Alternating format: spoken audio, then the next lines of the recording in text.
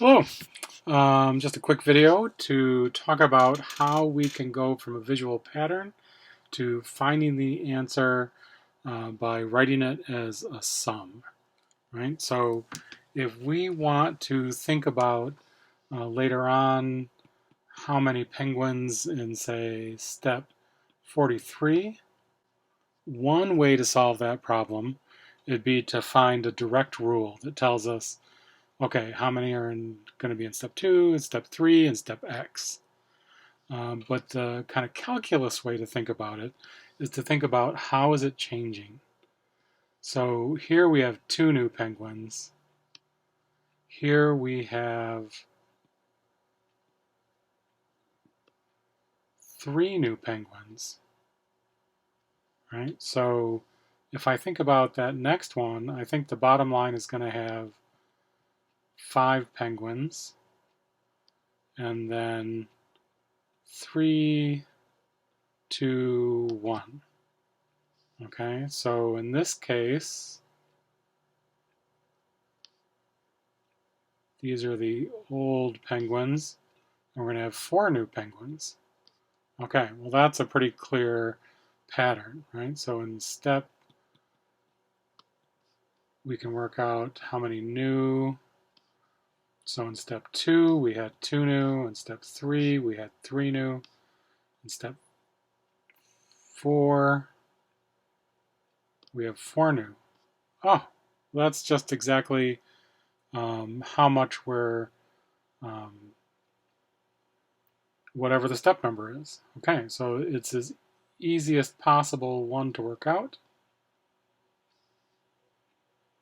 So we're going to add up, starting from the second step, we're going to add on as many as the step number, and then we're going to go up to, like say we wanted to know the 43rd, that would be how many steps we add up, and how many did we start with?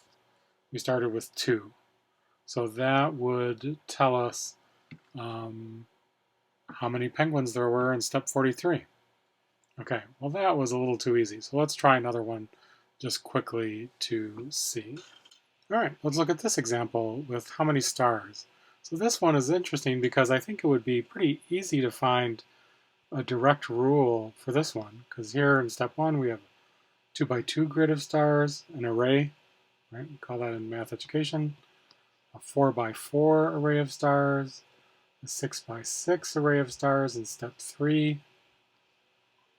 So I'm guessing in step n we'll have a 2n by 2n. And if we're trying to think about how many stars that is, that's 4n squared. Okay, but maybe it's a good problem with a little more to think about from the sum perspective. All right, so we want to think about how is it changing, right? So in the step, how many new stars do we have? On step 2, we've got 12 new stars. And in step 3, here was our old one, we have 8 more, 16, 20 new stars. And in step 4, we're going to add on 2 more rows out here. So we're going to have 12 more, and then 12 more, and then 4 more in the corner. So 28. So it goes up 8, it goes up 8. Oh, well that would make it pretty easy, right?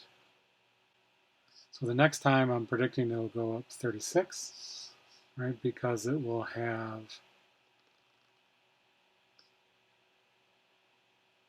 kind of an 8 by 2 block, so it'll go up 16, 16, and the 4.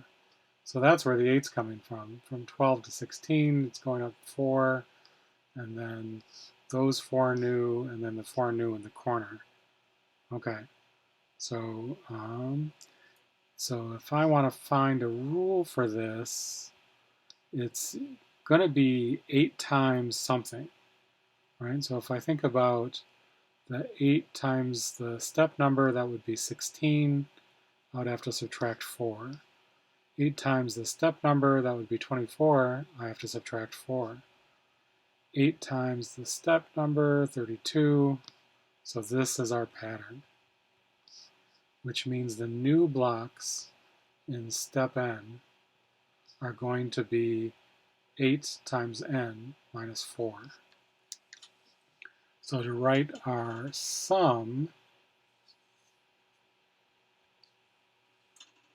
we've got 4 blocks in that first step, and then we want to add from n equals 2 up to whatever we're adding to, 8 times our step number minus the 4. And that would be another way of writing down the total number of blocks. Okay, so one thing I notice is that when n is equal to 1, this would be 8 minus 4, which is the 4. So in this case, step 0 would have 0 blocks, and we could write the whole thing n equals 1 to whatever we want to add it up to of 8n minus 4, and then that gives us our sum to find the total number of stars. Thanks very much.